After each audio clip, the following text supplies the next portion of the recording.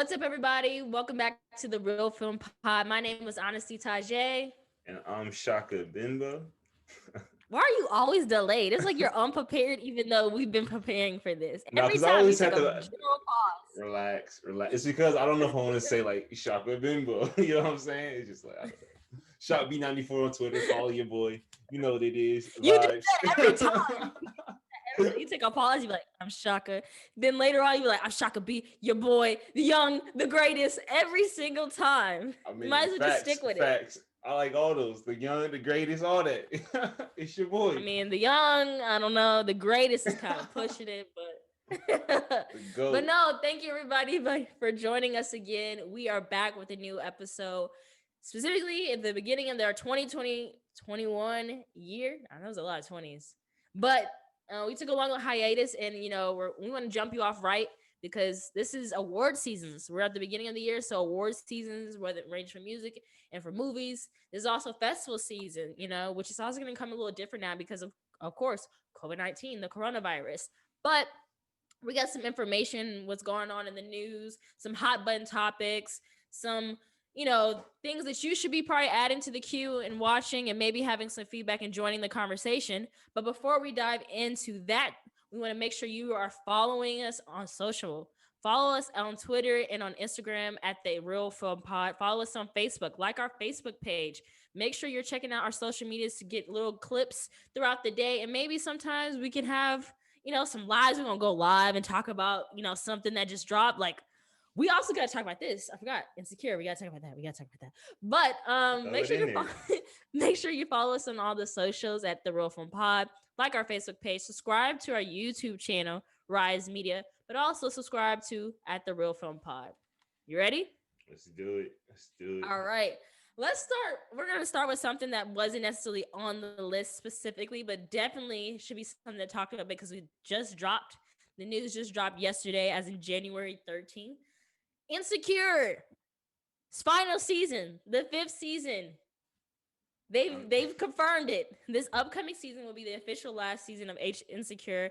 If you do not know what Insecure is a show that is written and produced by Issa Rae herself and Princess Penny, Melina Mustakis. Larry Moore has also produced, and it's a show that chronicles the life of a young woman and her best friend Molly as they just kind of cope with, growing up as modern day Black women who are strong and confident but also have moments where they feel very insecure in their careers, their relationships, their friendships. And it's just a driving force of them coming together, kind of sometimes being drawn apart, but also just trying to move through everyday life experiences.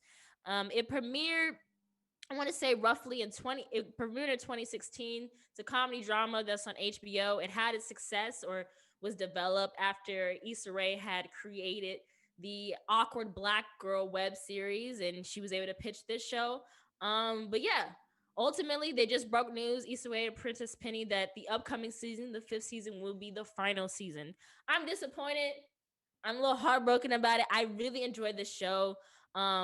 It's been Issa Rae has definitely created. I want to say she's opened up that door again for there being diversity in storytelling and cinematography when it comes to inherently Black projects or a predominantly black cast or subject matters. And she's given us something that a lot of us have desired for such a long time. So it's unfortunate that it has to go, especially if you were one of the early fans who used to watch the misadventures of Awkward Black Girl on YouTube, which I was one of those people. Bro, One of those. I feel like you didn't have to go through the whole spiel, but I yeah, definitely did. I definitely did. yeah. Because I know there's some people today who still have never watched the show. Like, I actually had a conversation with someone yesterday and they have never watched the show. No Never. doubt, no doubt. I mean, yeah, hey man, it's been a great ride. Definitely a great show for sure. I mean, I remember yesterday or a couple days ago, I retweeted something about that scene. Like, I think it was that season 2 when Issa and Lawrence broke up. That was season 1, the Season final one. episode when they broke up. Are we talking about when he found No, out? no, no, no. When he found out, not when they actually broke up. Like, he left the apartment. Yeah, when he found out. Bro, that was the one. Bro, that was one of the greatest moments of the entire show. There's moments like that, bro. I'll definitely remember. So I Is that mean, season 1? It might be season 2. You're right. I think that is season 2. That is season 2. Yeah. yeah, but no, there's just like a bunch of good moments, bro. That are like really realistic. And I feel like you can see like parallels to your own life and stuff like that. So I mean, Definitely a great show. I'm not as sad as honestly about it going away because I always am a big believer in leaving while you're hot. Don't be the guy that's like that 40-year-old basketball player that can't dunk anymore. It's overweight. It's like, bro, you're ruining your legacy. Retire. You know what I'm saying? Go out while you on top. You know what I'm saying? Go out with a bang. Don't drag it on. Like with power, bro. Love power, but like they drag the hell out of that. You know what I'm saying? I'm just frustrated because like, well, if you spoiler alert for those who have not watched it, if you have, I mean, season 4 ended with Molly and Issa possibly being able to become friends again, be in a good place, friends again. Boo. That was one thing. Boo. Second thing is Lawrence about to have a baby on Issa. Like he got to have baby with Condola, with Condola. So season, I just put it like this: Love Condola. if they make season 5 low key like the girlfriends, where Joan low key is not like she's not a mother, she's not in a relationship, she just trying to be satisfied with her career. I'm gonna be disappointed because like yes, that can happen. But one thing that we've been trying that y'all made like a dominant character goal, was her finding her love, or her not only being solid in her career, but being solid in the one relationship where it's not messy, where it's like genuine love and you guys are trying.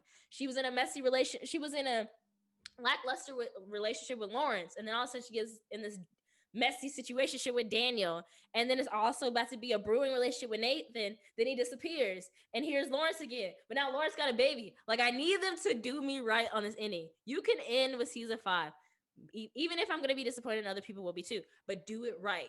Don't we also have it out here that she about to play baby mama, step mama, step baby mama to the baby either. I don't like that either because What? we're not. Is that a thing? She's not. She's stepmom. But we don't want to do like the stepmom scenario like Melanie did for Drew and all them in fucking the game. Like I don't want that. Not the game. Or what a reference, bro. Like I really just want to make sure that if they're gonna end it, they're gonna end on a satisfying note that just really feels like Issa's character had came full circle. No, they definitely will, bro. Like I feel like they're just going out while it's hot, bro. Also, I think Issa Rae has a lot of other things she's trying to do right now, and so she's definitely doing a lot of producing stuff. She created that record label, so yeah. I mean, she was in your favorite radio. your favorite role of hers in The Photograph. I know you loved her in that, so it's, no, I'm just playing. I'm sorry. I'm sorry. Nah. Issa Rae, if you hear this, I apologize on behalf of my co-host. We think you are an amazing producer, writer, and visionary. Do not allow the disrespect of my co-host and partner in crime to be the cause for why we cannot make great work in the future. I was just trying to bait you real quick. But yeah, bro. Like it's a good thing, bro. It's gonna come to an end. It's gonna be a great ending.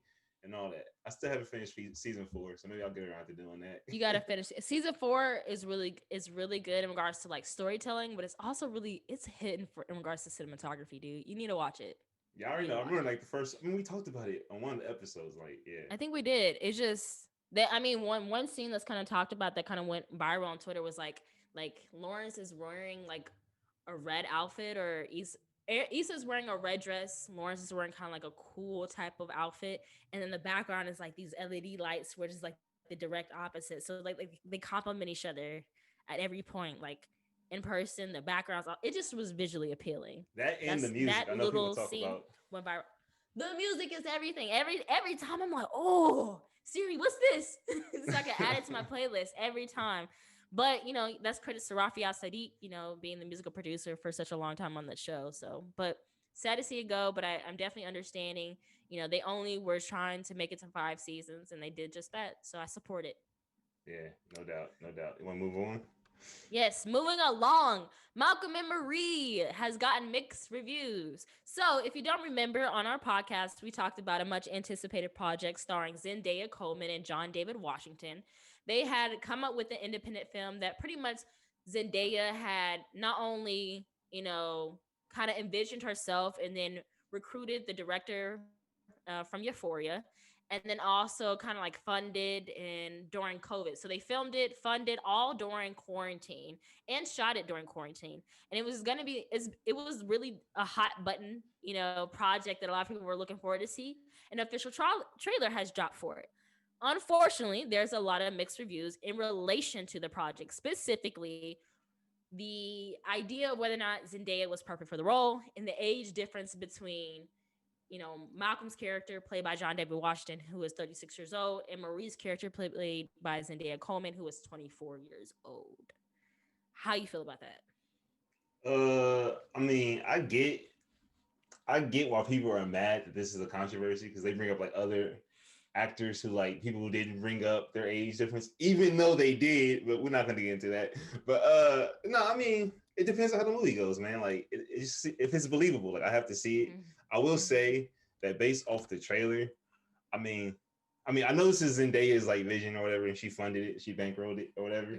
So I can't be like, oh, they should got somebody else to play her role. But there are other actresses that I may have been able to see better in that role with John David Washington. You know what I'm saying? Specifically because she picked him.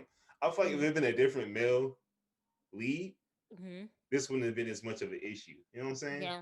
I think it was kind of with throws. I mean, like, again, we don't really know that too much of the details about what the story is. I mean, we got to watch it to really, know what it is and what it ain't.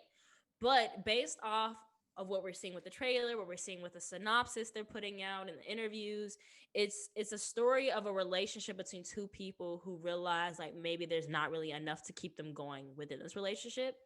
And for me, it's just kind of like because there's such a huge age gap, either that age gap needs to be a topic of discussion or being one of the reasonings why they are struggling to connect in the relationship, or they should have honestly gotten people closer in like age in regards to the role. Like maybe like for Zendaya, she's 24, maybe like having somebody who is maybe instead of 10 years older than her, 4 years maybe older than her, like 2 to 4 years. So like someone like Kelvin Harris Jr. or for John David Washington, like, he's 36, 34, 34. Yeah, he's 34. And then maybe having somebody like Nicole Bahari. And if you don't know who Nicole Bahari is, she's played in Miss Juneteenth, American Violet. She's played in also an episode of Monsterland, an episode of Black Mirror. And she has the range, for that role. But ultimately, we can't really create some type of criticism, like a full criticism of the work, because we haven't seen that body of work yet. I think you brought up a good point when you said that like they need to address it in the film. What I hope they don't do is act like there's not an age difference. Like it's like you can kind of see it. You know what I'm saying? Like he looks older, but don't pretend like. Or I feel like it should be a thing, bro. It should definitely be a thing that comes up somehow in it. You want to read a synopsis of the movie or like? I mean, yeah, definitely for the cast. You can go ahead and read it if you are comfortable with it. If I'm comfortable with it, up to you. Nah, do you have it in front of you right now? I have the article up there. Yeah. Okay. You can go ahead. Okay. So, shot during the pandemic, this film showcases these two leads over a course of a long, dark night of soul as they unravel and pick each other apart. They're madly in love, but unfortunately, they may be falling out of love. Starring John David Washington and Zendaya Coleman. Zendaya Coleman? Isn't he like a filmmaker or something? I'm pretty sure he is. When I looked at the original synopsis for it, I didn't see that detail. But then again, the more we keep going for it, they keep releasing that information. Also, I wasn't aware of this, but Levinson. Assassination Nation. Yeah, I didn't know that. And we will be talking about that later today. You will be talking about that. For our In the Queue category. But yeah, I mean, like I said, even if we're just looking at, regardless of the occupation, like if the criticism is the age difference between the two characters, I really hope it's a subject matter into why their love seems to be unraveling, why they are picking each other apart. Right. And I think it's also too, you have to think about how the characters are, based off what we see on the trailer, how they look and how they dress, because there could have been ways they could have like definitely done up John David Washington to not look as older. And so it definitely feels like a point. Like his hair is outgrown, his beard and all that. Even in how she dressed and how she moves is very young and free and, confident. But also in proximity to him, it's just kind of like a vulnerable situation. Yo, 2 quick points. All right. First point, just circling back to like how people are like mad that people are bringing up this criticism. I do think it's kind of fair when you consider the fact that Zendaya plays a child in like most of her roles. Like she like what, Spider-Man, Homecoming or whatever. Yeah. They're called. Like, bro, she's playing a high schooler. Yeah. And I think that's Euphoria, isn't that a high school, bro? Yeah, I think that's a lot of the criticism. That's probably, if I had to have a critique, that's my biggest critique in regards to the role, is that most of the roles I've ever seen Zendaya play in has been a lot of typecasted roles where she's played kind of like the loner black girl that's kind of like to Yeah. herself, who kind of like dabbles in drugs maybe, and like with the messy hair and all that, and she's like in high school, or if she's not in high school, she's like she be like skipping class and she be doing like, and most of the stuff I've seen. So like OA, she was typecasted as that character. Euphoria typecasted as that character. Homecoming typecasted as a character. But I do also understand, like, if we want her to have range, she has to take on roles like this to be able to have that range. You know what I'm So saying? So she has to playing take in this this, role and she's playing in Dune. So, and that's supposed to be coming out later this year. So eventually. But no, I'm saying it's like, bro, like that critique will go away once the movie comes out and she does a great job. So you can't be too mad about it. with the hopes she's gonna do a great job. My second point is, I'll be honest with you, bro. If this was like two white characters, I wouldn't be excited for this movie at all. Cause like I'm No. generally over the whole like not a lot happens when you kind of like find yourself movies. I'm like, all right, dude, I need more of a plot. Yeah. That's just where I'm at personally. Yeah. So I'm looking forward to it because of the hype, but I'm not gonna say that like I'm excited based off of the premise alone. Like, Yeah, I think that's why there's even more eyes on the project, because we're coming off of Zendaya winning an Emmy for Euphoria. We're yeah, coming off John David Washington playing in a Christopher Nolan film. Like, honestly, I think he's the first black lead truly in a Christopher Nolan film, Tenet. And that just came out early last year. So it makes sense to why a lot more eyes on this, and a lot more eyes are like already ready to critique it, because we're talking about two actors right now who are already been, really talked about a lot in 2020. So yeah, we'll see. We'll see. It's in black and white too, so that's another thing too. Or if it's, I don't know. We'll see. I'm also a little nervous about that black and white too, because I feel like sometimes people would slap black and white on films just for the aesthetic and not because it actually is like sets like a tone or is like a overall mood. It's just an aesthetic thing to make something even more indie. Yeah. That's what I'm a little nervous about, but we can only hope for the best. We're gonna put the best out there in the universe, and whatever we see, we get back, and that's we'll be right here to talk about it. So I did see my boy Christopher Nolan mention Denzel and John David Washington film with them in it together. you're Maybe we can make lying. that. Nah, I swear, I saw him mention that. Like, You're it's not in the works. lying. That's like he said, I want that to happen. I'm like, make it happen. I want to see that too. You think Denzel would like to like actually play with his son in the movie? Like, let's Why think not? about it. Let's think about Denzel Washington's acting level in comparison to his son. Do you Now think you're he would being really want to? disrespectful. No, I'm just saying. No, Like, you're not. I mean, he's a goat. Denzel's like a goat. he's a goat. He's a goat. So, like, would you really want to subject your son or your offspring to maybe that level of kind of like Bro. hate? Oh, the first thing I thought about was what's it called? After Earth with Will Smith and Jaden Smith. Yes, bro, I don't even know if I ever fully watched that movie. I watched like Oh. probably 30 minutes. I was like, yeah, I can't do it. I turned it I off. finished it. I finished it. I had to.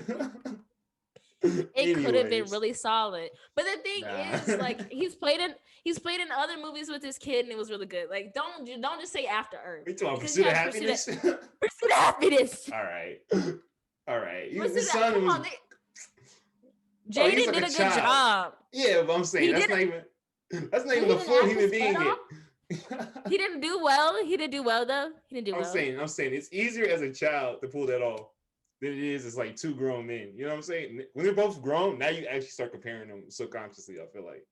Yeah, but like Pursuit of Happiness, and then you also have, what was it, I Am Legend? You have Willow. She played his daughter in that one. It was they only remember she was only in the flashbacks when it was That doesn't count. with his What? wife, with his wife and then daughter, and Willow played in it. I was so trying to remember. Like I remember dog. I remember zombies. I remember Will. Like, all right. I said guess. the flashback scenes. You had like good at four flashback scenes. Where's the featured sequel at? I wife remember and kid. all this hype about the sequel. Why would there be a sequel? That doesn't make sense. But I'm not saying it makes sense. I'm just saying that was definitely a rumor If at they one would have point. kept the original ending, I can see how that would be a sequel, but like he died. There's no need for a sequel. Hey, look, it was just a great movie. I wanted to see more. Moving along, WandaVision comes out on Disney Plus January 15th. So if you don't know, now you know. Um, there's already a lot of anticipation, not necessarily criticism, but a lot of anticipation around the project because this is a new set. We're entering a new not a new set, but a new what do you call it? A new chapter in the Marvel universe. Yes, a new chapter in the Marvel universe, specifically even more instead of mainly on the big screen, we're on the smaller screen now with like TV shows. You know, DC has been doing that for a while, you know, producing movies and then but also producing a lot of shows for not only like the CW or like for ABC, but now you know, it's nice to see more Marvel shows, specifically after you know they canceled everything on Netflix. No, no, So no, no, no. But there are a lot of Marvel shows that they've been putting out. But this is the first time they're doing one that like directly ties in to like the movie. So I guess it's gonna be but some kind of it's the only Marvel show we've been able to get in such a long time. Think about it. What's the last time we had a Marvel show outside of the shows that were canceled, like Luke Cage, um, not even those though. You gotta think about the Daredevil? nah, I those mean, are like Agents of Shield. Like I said, that's also on yeah, ABC. But yeah. that's pretty much it. I'm talking about like something that's so when I think of ABC, it's a regular network channel. So like the type Mhm. of like how raw they can go with their projects, they can't because it's like it's accessible. It's like it's everyday TV, so like kids can access it, elderly can access like all of that.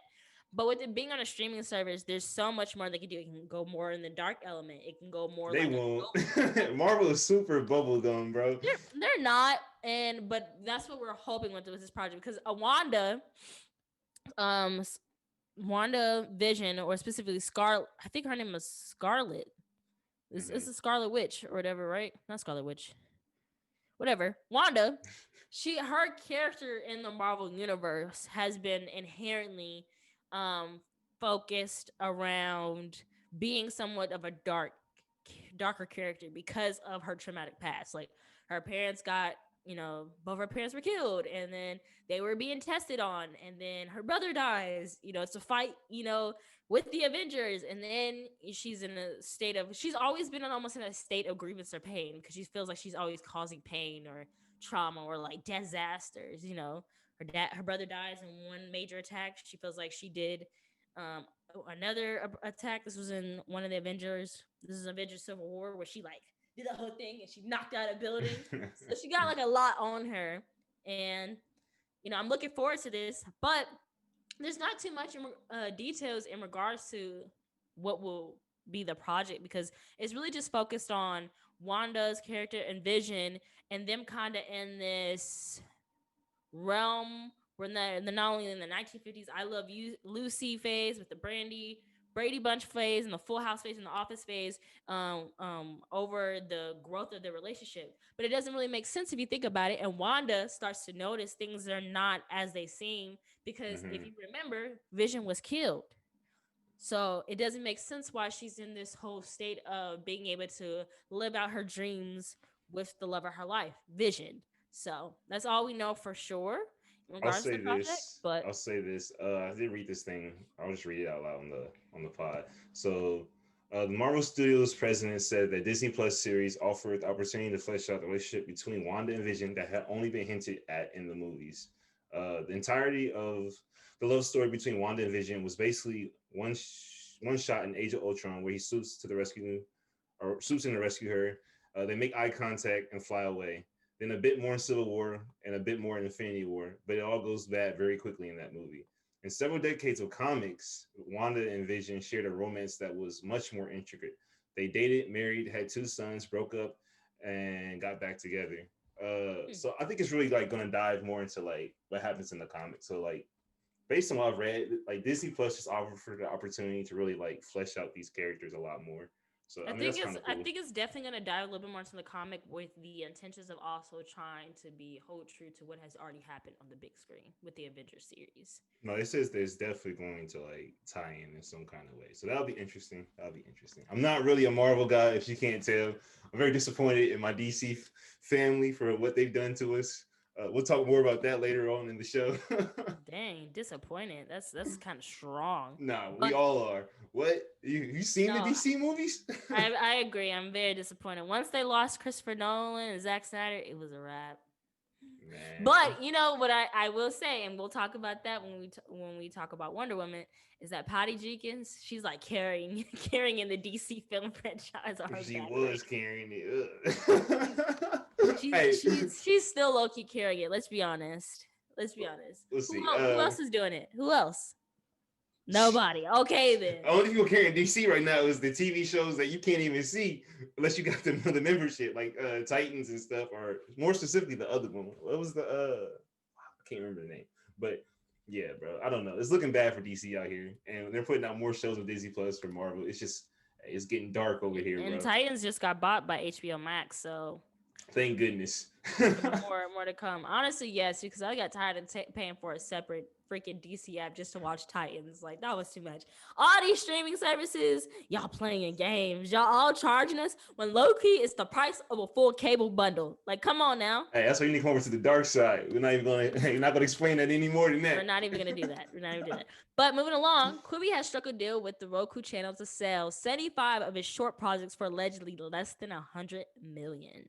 So, if you don't know what Quibi is, Quibi had came out on the scene with the intentions of creating short vertical content that come with new episodes that come out literally every day, and they're short enough that can be watched on your way to work, in the middle of a lunch, on the toilet. You know, many opportunities to just watch short content that keeps you really engaged on the in a vertical sense. Unfortunately, it wasn't making enough money. It didn't make enough money. I mean, we did a whole review of a lot of Quibi's projects, but we did that on a free trial basis. So, yeah, I mean, ultimately, I will say this: I look forward to Quibi's projects moving on to the Roku channel because maybe the Roku channel can do a little bit more for the projects. Because they definitely had some really solid drama shows on there that I never got to finish, and I was disappointed that I never got to finish it because Like they the were story of Rayshawn, whatever it was called. not even that one. Like, I think it was a story with like no, I finished that one, bro. Disappointed as fuck. I finished that one, but I'm talking about the one with Queen Latifah. I never got to actually like watch it. I think I like watched the first vertical or two vertical episodes, and that was it. And they're each like what 5-6 minutes. But also I'm talking the one with Liam Hemsworth. Yeah. Most That dangerous project. game. Yeah. Yes, that project. And I feel like it had the opportunity to be beyond just one season. So I'm interested in seeing what they'll be doing with Roku, and what Roku would choose to, flesh out even more, or what they would just choose to just be done with. So Yeah, I could think of a couple they should be done with, but look. we're not gonna go there. And then Lena Waithe had her show on there. It was called Kicks. You had your commentary on that one. No, it's dope. I just feel like for the audience they wanted to be for, I don't think it was for. It was more for somebody that like they know anything about sneaker culture. That's what I mean. So I don't know. We're not. Yep. We talked about it on the episode. If you guys want to hear our thoughts about some of the shows, Check out our old episodes where we reviewed specifically Quibi content for most of the episode. But all right, now it's time to get serious. Let's get into it. Moving along to our games. To our next category, and that is our Keep It Real segment. We're gonna talk about the most popular animation of at least December 2020 on to January 2021, and that is Soul. So, if those of you who do not know, Soul was an animation that focused on a jazz musician who was a struggling jazz musician to kind of like who always wanted to have his big break, but he was in a place in his life where he was just a band teacher. He finally gets the big break of his lifetime to play with a renowned jazz saxophonist, and then ultimately dies and his soul ascends, and then it's just him going through the process of trying to put his soul back in his body while also mentoring another soul as to why they should want to go down to earth. There's a little bit more to that, but that's like the short, base type of summary that I can give you. Yeah. Ultimately, Pixar had a lot of rave reviews for this project. Disney and Pixar had a lot of rave reviews in regards to this being a very thought out animation, an animation that focused mainly on people of color. Even with focus on characters of color, it was a lot of elements that felt very detailed, and you could definitely tell that they had black animators in the room to say like this is authentic, this isn't authentic. So it was also really nice. But also with this project came a lot of negative reviews, and one of the reasonable arguments that is a lot of the time when black characters are animated or we have animations that focus inherently on black stories or black characters, they're often not a human being for most of the movie. Yeah. Also, Shaka, too, I want to stop you right let's there go here. because we definitely want to talk about like that whole thing. But after that, I think we should go into more of like a spoiler, like kind of talking more about like what actually happened in the movie. So at that point, we'll definitely let you know that like if you don't want to hear spoilers, you can like skip to the next section. So just throwing that out there. But yeah, so we can talk more about some of the issues, just general issues with the film. Lead the conversation, Shaka. So yeah, so I mean, as you guys know from watching the trailers, early in the movie, what's his name? His name's like Joe Gardner, played by Mm-hmm. Jamie Foxx, dies, and Like he within be, the first 5 it's, to 10 minutes. yeah, it's pretty early. And he becomes a soul, and at that point, he's like an animated character. So I mean, He's like a blob. He's like a blob. blood. So the issue with that is just Hollywood's tendency to change black animated characters into non-human beings. So you think about shows like Princess and the Frog. She's a Uh, frog, Lily. 90%. what's the movie with Will Smith where he turns into a pigeon? Uh, Will Smith. It was like Spy, I think. Like something Yeah, like Spy. I Yep. saw. I'm gonna shout out Kristen Acuna from Insider.com. She mentions just being as a New Yorker that it's so disrespectful to change the character into a pigeon because it's just a nasty animal. Uh, but yeah, it's just like stuff like that, man. It's just kind of sad, bro, because it's like you finally get the first black lead in a Pixar movie, and they can't be a black character for the whole time. It's like you have to change them into something else. I mean, it makes you wonder like about the people behind the film. I know at some point they did bring in people of color to help with the film, but I don't know, man. It just leaves a lot to be desired. I mean, what are your opinions on that specific like issue? Um, I've I have a lot of criticism with it. I know I might get in trouble for this, but that is largely one of the reasons why Princess Tiana is not my favorite Disney princess, because my only like people love that animation, but I have to really break it down to people like you literally only saw her as a human being or even saw her as a princess for maybe 10, 15 minutes of the entire movie. We Mm-hmm. still have yet to get a second installment of the movie at all. Like we've gotten all types of Sleeping Beauty 1, 2, 3, Cinderella 1, 2, 3, 4, 5, Snow White 1, 2, and here we are several years later and still haven't gotten a Princess Tiana like second film where we could really just focus on Tiana and Prince Naveen's relationship and them going to his country of origin and just kind of exploring that and maybe having a quote unquote scenario again where they get turned into a frog or Naveen or somebody they know gets turned into the frog and them trying to help that family member. We haven't had nothing like that. So my only really experience with finally being able to see a princess that like looks like me, she was an animal. Like she was a fucking reptile for like most of the movie. It's like disrespectful. And so Yeah, when I think dude. about a lot of black animations when it comes to films or black animations period, my only time I really got to see myself represented was in television shows. You know, you Mm-hmm. have Codename Kids Next Door, Static Shock, you know, Boondocks. yes, those are the and Boondocks is pretty much an adult cartoon, and so it's unfortunate that the only time that like black kids can kind of see themselves in animation is largely on TV shows, and even if it is TV shows, it mainly is for older TV shows that I grew up with, you know, from the early 2000s to like 2010. Right now, like the only thing that they can say that they seen where like the character was a human being for that the entire movie and seemed very powerful or graceful is Miles Morales in Spider-Man Spidey Verse. Yeah. And Shout even outs to then, them. yes, and even then it's just kind of like also infuriating with that because I get the whole point of trying to be timely with a lot of projects, specifically when it comes to black subject matters.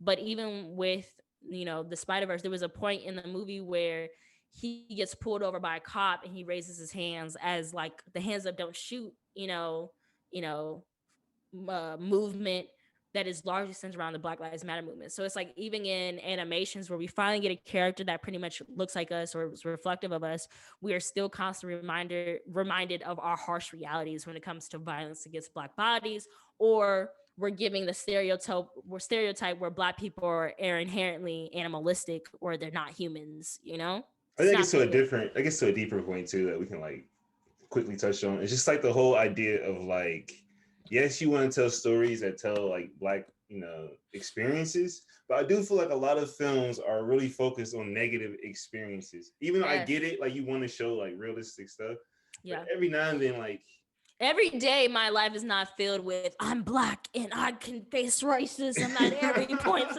No, our life is a largely centered around joy, grace, elegance, love, happiness. And we have moments when we step out in the outside world where it so happens by people who are ignorant, who are supremacists, who invoke hate, discomfort, microaggressions. But that is not a large part of who we are. I have so many experiences of having an abundance of happiness and joy and like feeling moments of being fulfilled in comparison. That's my experiences with racism, bigotry, and like sadness. that's why I do want to shout out the Proud Family movie. One of the classics, bro. One of the greatest films, animated films. I don't care. Also, one of the greatest shows. Just Yeah, we need more of that. We need a sequel. Bring it yeah, back. yeah. I But at agree. this point, there are more like race issues with this. But this is at the point where we're about to go into some spoilers really quick.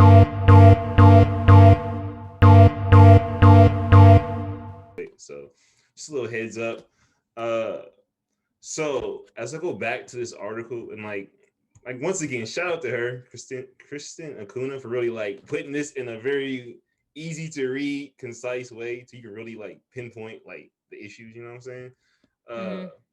one of the other major issues is I mean, all right, this is kind of the middle. We could go in order, but I just want to get to this. Is the point when that one soul comes back to chase Joe when he comes back to Earth and like he mistakes him for another Black character. You remember that? Oh, that whoa! It's pretty racist. I completely fucking forgot about that. Yo, Oh, I forgot about that. it's not great. It's That not is so great. fucked up. It's not great. What? Yo, I forgot about that, bro. That's fucked up, bro. It's not great. Let's see what else. The other thing too that she really like harped on a lot was the whole fact that Tina Fey's character, which is like A white woman. number 22 or whatever, comes back into the Black man's body. And like at that point, the film really becomes about the white woman like experiencing the world. It's really not about the Black dude at all at that point. And then it like it turns into a thing where Joe gives up his life to save this white woman. Why does a dying Black man have to help a white woman to live? Which I mean, look. I'm not against the whole fact that he gave up his life and stuff. It's just that in the context of today, and like this being the first Black like major film from Pixar, it's just like so certain things I feel like you just kind of should have avoided. You know what I'm saying? So I mean, What? I'm still floored by the whole he confused him with another Black kid. I remember when that happened. It just still went over my it went head, over my bro. head too until I like read about it. I was like, wow, that's That like really happened. pretty crazy, bro. You really think about it. I mean, that was my large criticism was that like the only time we really get to experience this Black animated character is when a white woman is in his body. And everybody's just saying like, oh, everybody is just a number. Everybody's explanation was like, everybody's just a number here, and everybody has, everybody. There's not like a gender associated or a race associated with a soul. But let's be 100, bro.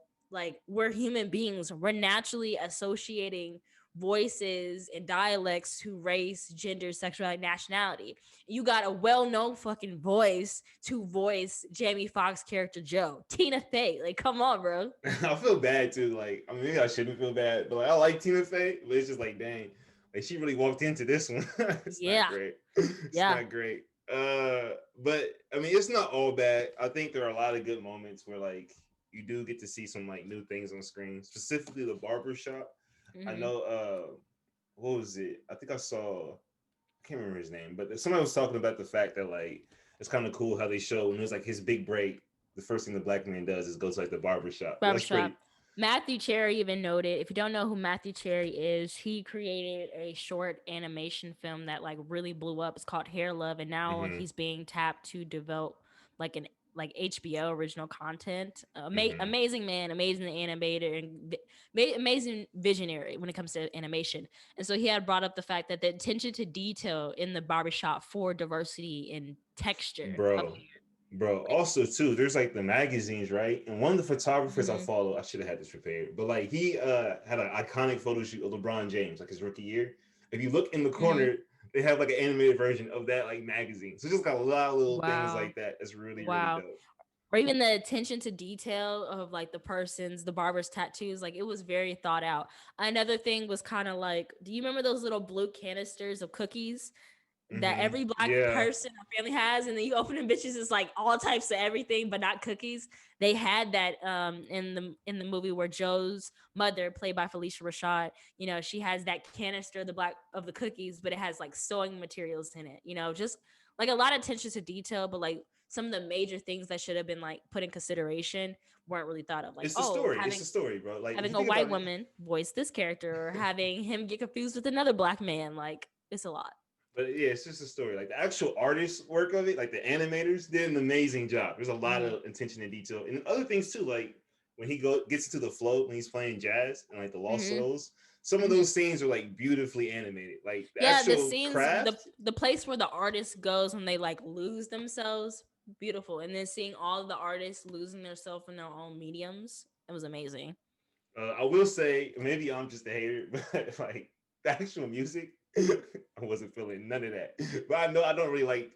I'm not the biggest jazz guy. Really? Well, that's something we're not gonna have to agree on. I actually really enjoy the jazz, so yeah, Hey, to each his own. To each his very much, own. very much. But nah, bro, it's like it's not a bad movie. I have seen people like bashing it based on the fact that like you shouldn't bring kids to it because it's like depressing. Like the things like when he like gets his break and he dies and like stuff like that, or just having to explain death to your kids. I'm like, all right, I'm not about to hold that against them Yeah, because because that's a lot of animation films from Disney or Pixar and all of them. Like, up, bro, you gotta yeah, explain like. infertility. You gotta explain death. But You here's gotta the thing. explain depression. Here's the thing. I feel So, like those are sometimes easier ways to explain those things to your kids. It's like a lighter way of getting into it in some instances. You know what I mean? So it's not mhm, all bad that like these things are in these films. So I mhm. don't know. I don't know. I'm kind of for those things being from, like, it's a lot. And then also have to keep in mind, a lot of the times these films are made with the intentions because parents are going to see these films. Parents are going to watch these films with their kids, take their kids to it. Parents are buying the DVDs of it.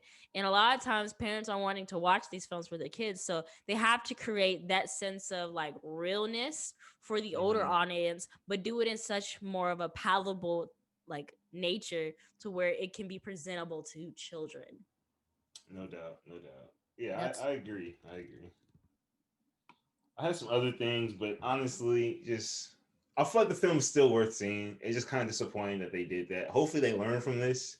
You know what I'm saying? I mean, are they gonna learn from this? It's at Because 97% on Rotten Tomatoes. like, I mean, like a lot of people love the film. A Number lot of one, people. and then number two is this has been a repetitive thing that's been happening for the last 10, 15 years. Thinking about Madagascar, you got Eddie Murphy playing. No, Eddie Murphy playing the donkey in Shrek. Madagascar, Chris Rock playing the zebra. Like it's been a repetitive thing for a long time I'm now. not So as mad as those, but I get your point. I get your point. like, is what it Yeah, is, I guess. but yeah, yeah. I think we can keep it pushing, bro.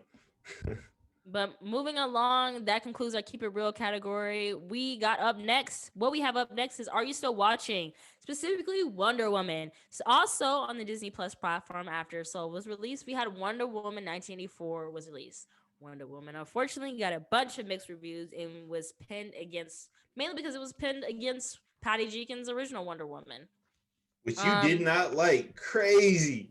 I wasn't a huge fan of it. Like, it's a good film, but like, I don't It's a know. great film. Maybe I need to watch it again, but I just can't get over that one scene where like She strips off the trench coat to walk through the trenches, and the bullets stop her That in was slow hard. That motion. was hard. That Ugh. was hard. That was hard. It seemed very like That's forced. the biggest criticism of this one. There's not enough Wonder Woman. It's too much Diana. You know what I'm saying? Like, nah, that's hard. We needed more of that. Way more of that. I Uh, don't know. what are your general thoughts of Wonder Woman before we get into like Wonder spoiler Woman the details? character or Wonder Woman 1984? The movie. The movie. So okay, here's the thing. I love Gal Gadot in this film. I love her playing this role. I think if I could have thought about anybody playing Wonder Woman, I would have never thought Gal Gadot, but I'm glad somebody else thought of Gal Gadot and picked her. Like, I think she's perfect for this. My frustration largely falls into there not being one but two villains, and one of the villains being hugely lackluster, and the other villain that we wanted more from, we only get a taste of. So Pedro Pascal, the actor, plays Maxwell Lord, who was the villain in 1984.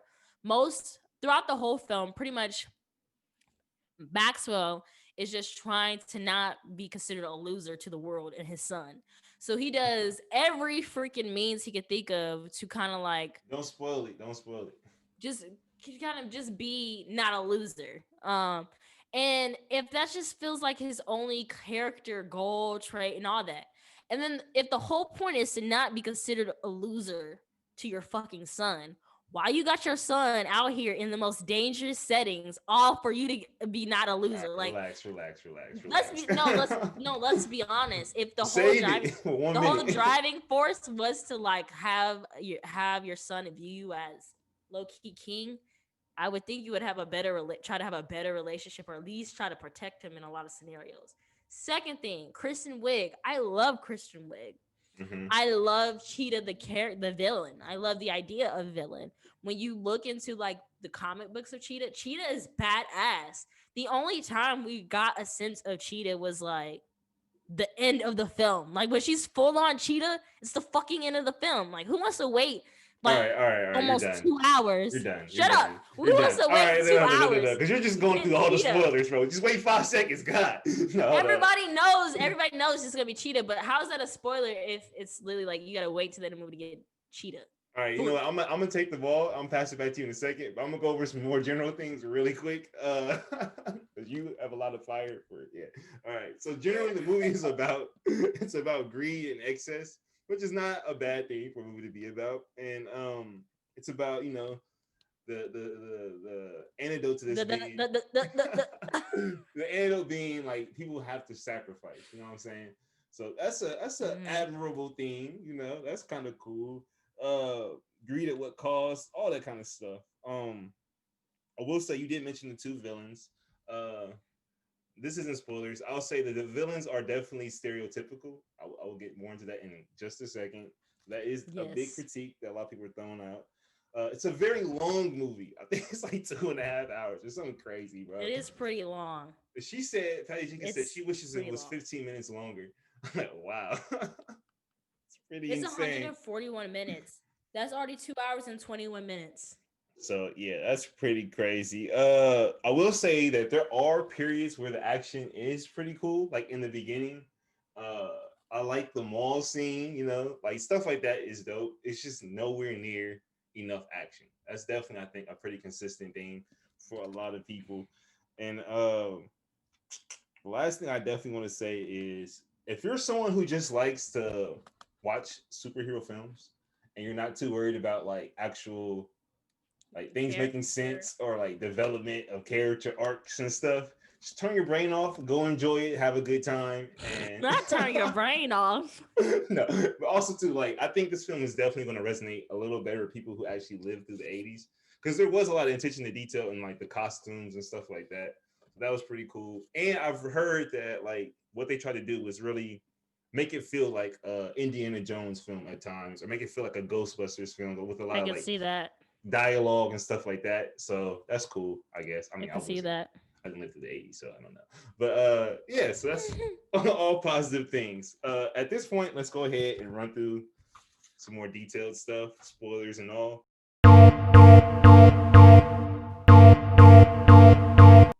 I'll kick it off real quick. the beginning, man. Like that's my favorite part when she's like little Diana running through like I love the baby amazing. I need more of that. Like I loved that in the original Wonder Woman when we actually get to see who the Amazonians, right? Yeah, yeah. The Amazonians. Like I love. Honestly, they could just make a movie where it's just the Amazonians and it's more. I would fucking love it. Yes. But we only get like 5 minutes in every fucking movie. And this is the best part. Also, too, at this point, if you notice at the end when she cheated, her mom had that real. I don't know if it's her mom, whatever, whoever the lady is. It's the guard. It's like the general, like the female general for the like right hand of her mom, who is the queen. No doubt. She had that speech with her about what was it? Your time will come. You're not ready yet.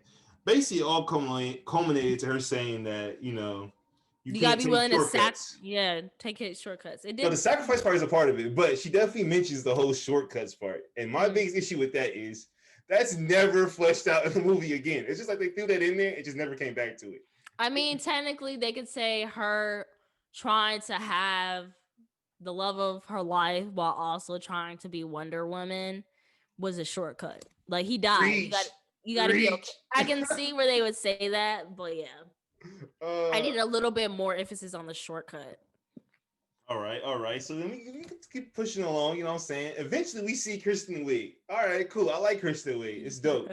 Why is Kristen Wiig this stereotypical bumbling, like nerdy? I can't walk in heels. Like she does it well because like she's definitely a comedic actor, but it's just like in a superhero film, it's just I thought we were past having these like stereotypical characters, and then she does the whole like 90s teenage film, I'm ugly or whatever, and then I put on a dress, I look totally different. No, the I'm ugly because I wear glasses. Let me take off my glasses and whip my hair, bro. That's literally what that shit was. I get it. She was becoming Diana, but still, bro, I just didn't like that whole like trope being a part of this film. And at the same time, when we're introduced to Max Lord, he's like the stereotypical like rich guy who's just evil for the sake of being evil, even though like his evil is never fleshed out. He's just evil for evil's sake. It's just that's what I'm saying. They drop in there like, I don't want to be a loser to my son. Then also, I'm not gonna lie, it could be me. I was kind of confused because they didn't like. He looks like an Asian kid. Bro, oh my god, that bothered me so much. He looks like an Asian kid, and Max Lord is clearly a Latino character. So, like, they're not saying there aren't like Latino Asians. Like, not saying that. Respectful. But I am. But that confused me very, very much. Like that, the identity of the son, and then him having this whole relationship where he doesn't want to be considered a loser to his son, and he wants to always just kind of like protect his son and give him the best, but he always puts his son is constantly in situations where he could get hurt, and then at the very end, out of nowhere, he's like, "My son, I'm ready to give up all these evil ways." Like what? Also, like, where did the son come from? Like, who dropped him off? Like, where's the mom? Bro, it just like that's what I was wondering. So I was like, okay, he's Latino. Maybe the mom was like Asian. Bro. I was very confused. I'm not gonna lie, the identity threw me off a lot, and then the relationship with the son was even more like, what is going on? I'm so confused. Bro. And then as we move forward, right, after like the whole wishes thing, which all right, we're gonna talk about the whole he became stone. The wish. But even before, I think he even became the wish at the party when Diana already like wished for Steve to come back and all that stuff had happened. Bro, why did they decide to have Steve come back in the body of another person? Like, I didn't understand that either, bro. I was just like, why didn't they just do like a little thing where they did like we're in her eyes is closed and she's a little mama where it's like him, but then she opens her eyes, is the face of the regular body that the person is. But we know as the audience that is her love interest. That threw me off too. And I watched my guy Chris Stuckman on YouTube. Check him out. He's definitely a dope reviewer. He was like, I kept thinking the whole movie, like, does this guy have a family? Are they not worried? Like, he just disappeared for 2 weeks? Like, that's a whole guy with the whole life. Like, what's going on here? You know what I'm saying? Does he have to go to work in the morning? Then he popped up at the end. I love the snow. Like, total Hallmark Lifetime movie moment. I was like, okay, whatever. Also, too, bro, look, when Kristen Wiig got her powers and like the whole gym scene, That was awkward and super cheesy. Could have did without that. Kristen Wiig got up hers in the gym. She didn't go to the gym. She was like running. And then she saw the dude who low key tried to attack her. Then it's Before that, she went to the gym to test out her powers, and she was like picking up the weights and stuff. You don't remember that? Oh yeah, I was like, all right, we didn't need that. That could trimmed We off like 10 they could minutes. have they could have done like us seeing her get her powers by seeing that dude and then having that more of a like intenser scene. You get what I'm saying? And maybe Yeah. having even Diana having to intervene in that moment. Like, Also, too, how do they know? How does that guy know about the powers of the stone? That's never explained. Like, how did he know? yeah, because he's not a What? geologist. He's a con artist. So how did he gather this much information to know that there's this powerful stone out there? Also, how was he able to donate money if he was broke? Yeah, where did that come from? I didn't even think about that. Also, He donated millions to the geology department. Y'all didn't get the check yet? Oh, so I think their base is still off the time period where people niggas is accepting checks. Y'all just cash that shit in 3 days. Like it had to be. It had to be. All right, and here's the thing: all this we just talked about is all in the first act, which is like literally, bro, like an hour and 20 minutes long. Like, why is this setup so long? Oh my god! I was like looking at the time of the movie, like, bro, this is crazy. Yeah. Just to fast forward through all this other stuff, bro. Like, it had one point we were talking about like American intervention. I can't say the word. How America intervenes in like other countries to like take oil and stuff. Oh like yeah, yeah. Guy. They should have fleshed that out. That would have been a dope thing. They just mentioned it. And it was nice to see Gal Gadot in like pretty much her, not her country of origin for real, but just like her origin. That was nice to see because Gal Gadot, if you know, is like I think she's like she's Israeli. So it was nice to she's from Israel. So it was nice to see her. I did like that scene where it was like she was back, I believe, in Israel or in the Middle East somewhere, and the little girl seeing Wonder Woman who looks like her saved her. Like I did like that little bit in the movie. All right, if we could push forward towards the end so we can wrap this up, bro. Look, the whole wishes thing where everybody gets their wishes and it turns to chaos. I thought they overdid that or whatever. But here's my thing too: is like at the end when she's speaking to the TV, tell everybody, renege on your wishes or whatever, like give them back. So like everybody gets back their wishes, and then what? Like, does everybody not remember? I mean, everybody remembers what happened before, so it's not. I mean, she remembers, so that means everybody needs to remember. Are there not more questions? That there was like nukes in the air. People had $1 million 5 seconds ago. Like, why would you give your wish back? That made no sense. Like, bro, what? I'm not giving my wish back. That was crazy. It depends on the wish, bro. Like, it really depends on the wish. No, that was like absurd. If I had a wish of $1 million, like I can't see how that would be bad. But the wishing like I was famous, that means I'm getting a bunch of attention all the time that I didn't necessarily want. Like I want a mild amount of attention. Or like when he said, I wish you were just drop dead. I'm sure he didn't really just mean that. It was just like he was a bit of rage. But $1 million wish, I don't know if I can get that back. Finally, at the end, we finally see the fight with Kristen Wiig, where she pops. There's two. She pops up at the White House. I don't know how she knew they were at the White House. Whatever. I'm not gonna talk about that. That was very interesting. Hey, maybe she learned from the Trump supporters how to invade the Capitol. Yeah, there you go. It was dope. They had what's his name? Was it Ronald Reagan? The Ronald Reagan lookalike president. That was kind of cool. Whatever. But at the end, man, to your point, when he gives back his wish and is done with everything, the film wants you to feel sorry for him when he gets his son back. Why would we feel sorry for him? Like, why are you trying to force this emotion on me of like all is good? Kristen Wiig and him had redeeming characteristics. Like, bro, it's just too much, man. And in the end, like Kristen Wiig was very much Kristen Wiig, Cheetah was like, no, I'm not giving my wish back. Fuck that. I like this. I'm a fucking feline. Like, no. And then all of a sudden she like tackles the shit. How did she not become like, did she give her wish back? I'm very confused. I didn't even see her say it. It just kind of like they took it from her. Yeah, and then she's looking to the sky and everything because like I thought she was very adamant about keeping her wish. Yeah, I don't know, dude. I don't know. All in all, man, it's an experience. Not happy with where things are going for DC. Hopefully that Batman movie is something special. We can get back on the boards. Yeah. Want to move on to the next one? Yes.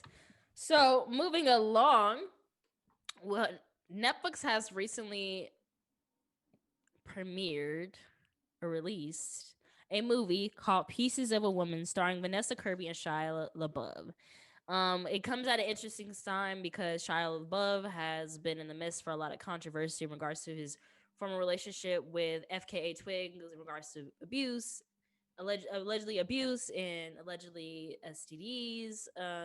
And it's just kind of interesting that this movie they were able to kind of this movie was still able to shine even amidst controversy. Do you want to give a spill about what the movie was about, or would you like for me to? If you have the synopsis, you can read it. If not, I'm just going off the top.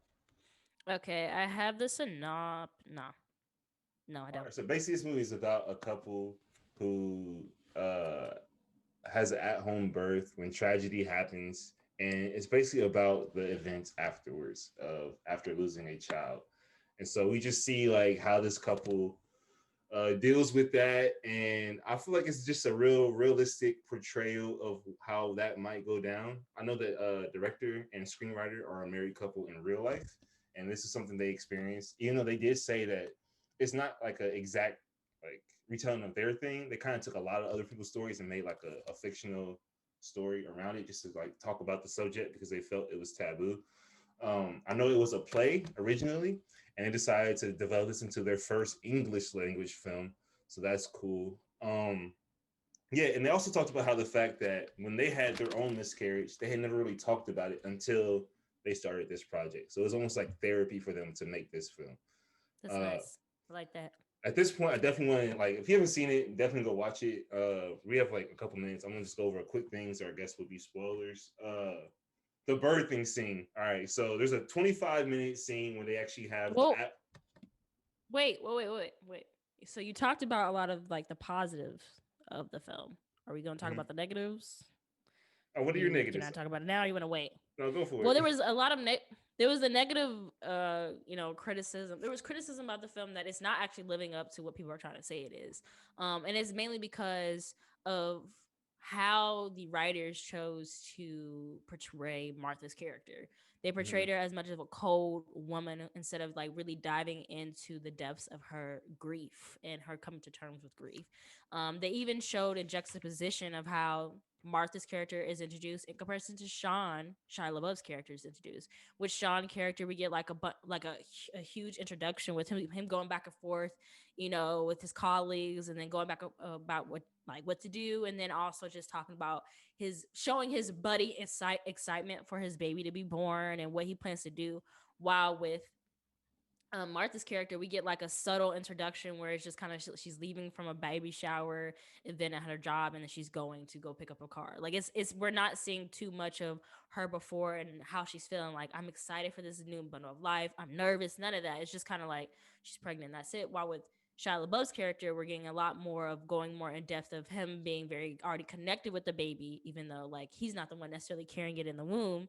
And then even in the moments of when the moments after losing the child, just kind of like it's really focused on how Sean's character is dealing with grief externally, and they don't really dive too far into showing how Martha's character is dealing with it internally. Yeah, If so that I makes actually wrote sense. down a note about that. I think from a filmmaker's perspective, and obviously I can't speak for them, but I think they're trying to portray how, like, I think when these things happen, people tend to want to put their own emotions on that character. But this film Mm-hmm. is told from the perspective of the outside people. You're not Mm-hmm. actually in her head ever in the film. Mm-hmm. But as you notice, you actually see or you see private conversations with Sean and other people. But Mm-hmm. you rarely see her private conversations. So there's a lot of just like we're looking at it as an audience member too. We don't How actually everybody tells someone how they should grieve. How everybody remember. tells someone how they should be moved from losing a child. Remember in the actual was it the grocery store how the mom's friend came and was like, oh, I'd be so angry. Like I think that was a perfect example to I kind of show what the filmmaker I think was trying to do with that. Mm-hmm. So I do get Mm-hmm. that critique, but I do think there's a reason for maybe doing that. I don't know. Um, I don't know. I will say we can go back to the Burger King scene for really quickly. Yes. There's a 25-minute one take that they Nice. is Nice. intense, very intense. I know that they had rehearsed the blocking, but they had not actually rehearsed like the actual scene on purpose because they wanted to have that raw energy when they shot it. So Mm. they went over the blocking for like a month or whatever, like very intense, like all with the cameraman and all that kind of stuff. And then the day of, they were like, let's run it. So they ran it 4 different times, 4 different takes on the first day. Then on the Mm. second day, they did it 2 other times, and they decided to go with the fourth take on the first day as the one they used for the film. So Mm. when you actually watch it, you'll see that it kind of like it's a floating camera. It's not handheld because they said they didn't want it to be that personal, even though it is personal with like I think it's like an easy rig or something. Mm-hmm. Uh, but I guess the filmmaker said that he wanted it to be a situation where it's not voyeuristic in the fact that you see like a bunch of nudity or like gore, but it's intimate enough that you actually feel connected. So he chooses to stick a lot on faces. There's only moments you see like blood and stuff like that, just enough to make it believable. But at the Mm-hmm. same time, he really wanted to focus on the emotion of the people's faces. So I think he really pulled that off. It's amazing. They used a real baby in there. Only CGI was when it turned blue. It's super dope. Yeah. Yeah. Yeah. Very amazing. Um, do you have anything else to say about that? I'm gonna push on real quick. I really enjoyed the blocking scene. A lot of it felt very, very natural. So like even when she's in the tub, even when she's in the tub, and she like pulls Shia LaBeouf, Shia LaBeouf like stumbles, like whatever you need. It feels very authentic. And even when we go into the birthday scene where like the midwife has that moment of like, thank you God, like spoiler, thank you God, like you could see the moment where her heart dropped and then she was relieved and then her heart dropped again. It felt very Mhm. authentic because it was just a lot of, like you said, floating movements, And which I then when it was appreciated. frantic, it would like whip pain or you know what I mean. Like the camera would like mimic the emotion of the scene. That's super dope. As we push Mm-hmm. forward after the death of the child, the first thing we see in the next scene is just like this wide open landscape of the water, and that's something we continue to see throughout the time. I think that's very interesting. Kind of like water represents change in a lot of movies, so this is like a changing point. Mm-hmm. Also, the water was like very still. It's like a very still scene, almost as if like they were dying. You know what I mean? From that point on, Mm-hmm. you'll notice that like the lighting in the rooms and stuff, like with every scene, there's less and less warmth in the room. So there's a lot of like Mm-hmm. different things like that. Even like after that Mm. first wide shot when we see her walking But by also herself. makes sense too because the seasons started changing too. They progress more and more into winter, and if you know anything about like seasonal depression, like when it's warm, like colder seasons, that's when a lot of people get depressed. That's when like a lot of their Mm-hmm. environments are really cold too. So, It's dope. And to your point too, you see her walking with like the red coat, like the red mm-hmm. being And like then her the blue coat. Yes, yeah, it changes yes, colors. And then yes, another scene, she has the red coat and it's like open, and she's like a dingy blue coat or shirt under it. So you see, like goes yes, from a button up red, where she's trying to yes, hold on to the warmth, all the yes. way to like the blue coat. Yes. Super And then dope. even when she was in the dinner scene with her family there and the lawyer who yeah. She still have elements of blue on her. So her dress, if you remember, was like blue and cream. Mm-hmm. It's a lot. I like that. I know a friend of mine also pointed that out. I was like, look at you. No, it's something about, cinematography and wardrobe. Like, yeah, I really liked that a lot. And I got that. Remember, also reminded me of what we did for Post Misery Off. Like it's very purposeful, and I Yeah, enjoyed there's a it. lot of purposeful decisions. You can see like when she has her chance to kind of cheat, because obviously Shia LaBeouf cheated. You see, she's like in the club, and she's just kind of like going through the motion. She's kind of like out of it. You really see her Mm-hmm. phases of like denial, and that kind of ties into Mm-hmm. the whole Apple Seed thing, where she kind of like is ignoring reality, where Shia LaBeouf is dealing with it in a very angry way. So there's a lot of things like that. I mean, I don't know how much time we have, Yeah. but yeah. I would just my last little note about that would be I really was a huge fan at the fact that like they carried the whole bridge like topic throughout the whole film.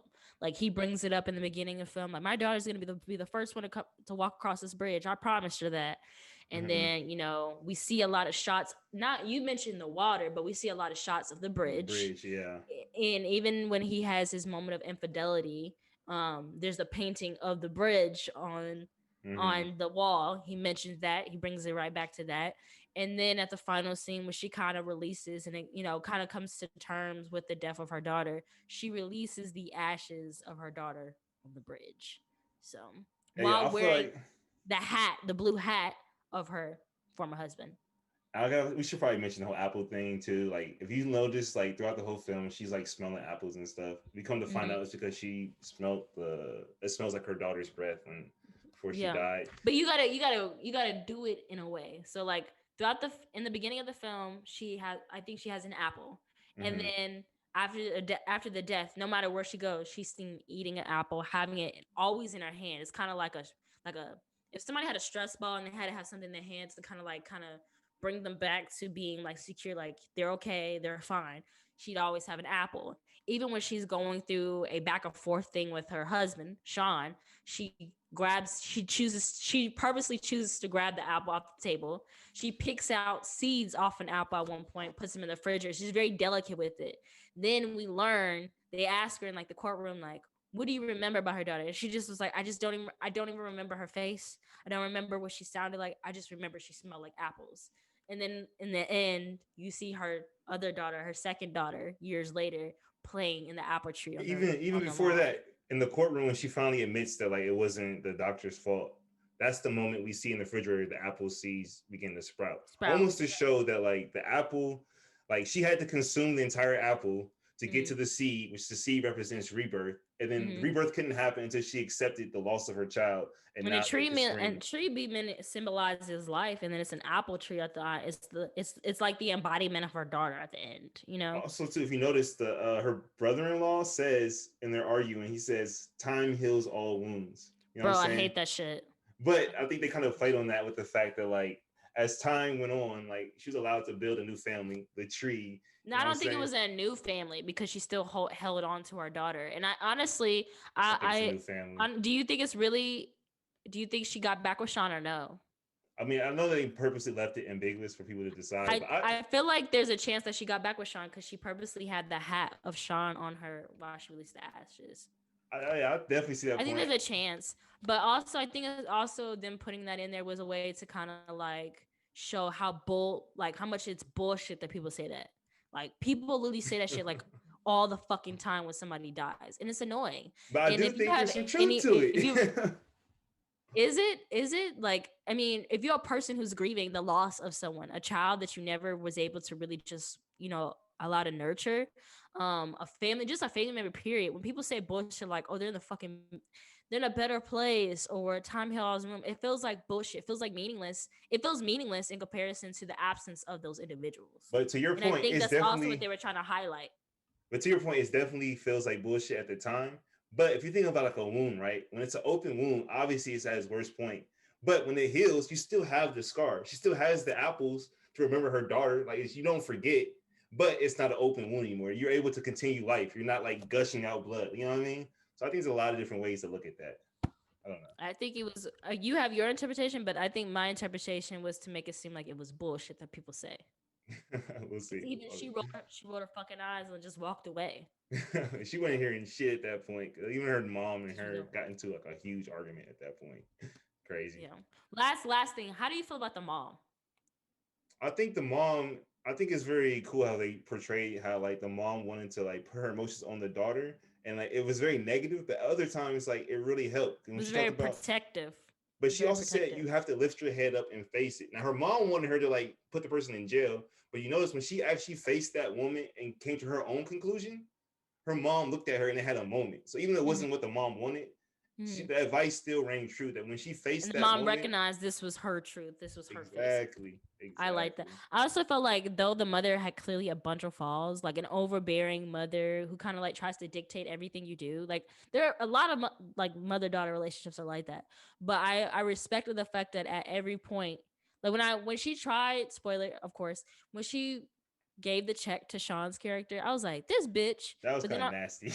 but then I was also thinking about like, you know what? I kind of respect it because think about what was Sean doing? Sean was sleeping with her fucking cousin for months. And For Sean like months. tried to rape her, high key. I mean, Yeah, he tried to force himself on her and she's like clearly much like no. And then she's being guilt tripped into doing it. And then he's up here fucking her cousin, who's also the lawyer that's prosecuting the woman who may or may not have been responsible for the death of her and daughter. see that's why I don't think Sean came back because you notice the last thing he said at that house was, "I wish I would have met you earlier" to the lawyer. Mm, So I think mm, he was pretty much over it. You know what I'm saying? yeah, I can see that too. But it also makes me wonder, why did he leave the hat then? Was it like a piece of him that he was just leaving? Or was some, when Because he people wants to be leave things with remembered. people, He wants to be remembered. but people leave things to be remembered, but people also can leave things with like signifying they'll be back for it, like they're coming back. So it's up to interpretation. Like I'm all Hmm. for her, finding a new family and having a daughter, then always holding something for that daughter. But I can also see where in some universe where they did get back together and had a daughter. There's a third interpretation, I guess, out there that it's just a metaphor that there was no new daughter, new tree. That's just her accepting like that she has to move on. That's definitely one floating out there too. But I don't know, man. I don't know. It's a great movie in my opinion. Mm-hmm. Definitely something that I feel like if you've been through that, it's probably going to connect with you a lot more. Mm-hmm. Also, too, bro, it's definitely very depressing. Like, if you hate depressing movies, just don't watch it because there's not a It lot of is happiness. kind of sad. It's not. I will say this: it's not sad to the point where like you feel like you gotta like you're crying your eyes out, but you definitely feel immensely empathetic with really all of the characters, the It's mom and heavy. the dad. Like when she was possibly gonna make the decision of giving her daughter to science, I felt for Sean's character. He's like, bro, like please don't send my daughter out there. Like I haven't even gotten the chance to even hold her. And he didn't. He didn't even have the chance to hold her when you think about when the stuff happened. And you want to put her out in a mass grave, like please don't do that. And then it's just a lot. And then you see that she never really ended up doing it, which I appreciated. But It's a lot. It's a lot. but Yeah. yeah, that concludes our Are You Still Watching category. Thank you for still tuning in. Moving along to our last category on the podcast, that is In the Queue. We got a couple of films that we've been able to watch over the past little, holiday break. And we think that you should probably add to your queue list for Prime, Netflix, or whatsoever, because it's definitely something that you might want to go on to Twitter and have that little conversation with other folks as well. The first one on the list is Assassination Nation. So, what made me think of this movie was there was a woman, it's a female DP I follow on Twitter, and she's pretty dope. And she mentioned this movie. She was like, I just finally watched Assassination Nation, and I'm really confused. I need to have a conversation. I'm like, I've had this movie low key in my queue, and I removed it from my queue because I'm like, bro, fuck this. But then I finally sat down and watched it, and I actually low key enjoyed it. And so it's like a modern day spin of like the Salem witch trials in a sense. So the story is a high school senior, Lily, and her three best friends live in a haze of text, posts, selfies, and chat. Just like the rest of the world, their small town gets turned upside down when an anonymous hacker starts to reveal personal messages and secrets of thousands of people. As anger erupts into full-blown violence, the four girls find themselves in a fight for their lives against an armed mob. It stars Hari Neff, Suki Waterhole, Odessa Young, Joel McHale, and if you know Joel McHale, he's from Community. It stars Abra, Maud Apatow, she's from Euphoria, Coleman Domingo from Euphoria, If Bill Street Could Talk, Anika Noni Rose, that's Princess Tiana herself, Cody Christian, just so many great art actors are in it. Kelvin Harris Jr., you know him. Just a lot of good artists are in this as well. It's worth the watch. It's an hour and 50 minutes long. It sits at a 74% on Rotten Tomatoes. It's directed and written by Sam Levinson. So that comes with its own like character. It comes with his own critiques. Sam Levinson as a director in itself, but I actually really enjoy him. Like people have his own critiques of him. People have like a lot of great things to say about him. But he is behind Mockery Marie, Euphoria, Another Happy Day. If you have not seen it, I highly recommend it. If you need like an enthralling, action-packed, kind of like piss you off, but also like fuck yes type of film that focuses a lot largely on women and also trans women. Check it out. Sounds dope. Um, Sound and Metal during a series of I don't feel like going with this synopsis, bro. Honestly, we should really come back and like review some of these. Maybe we should just like shout out like what people should be watching, and we should come back and actually talk about these in depth. no, Oh my gosh, she shoots me down. bro. I just don't. I know us. We're not gonna come back to it. Why We're not. not? I mean, we could probably come back to Sound of Metal Well, because that's a pretty big film. I think it's about to be maybe an Oscar contender. But I want to talk about The Last Tree.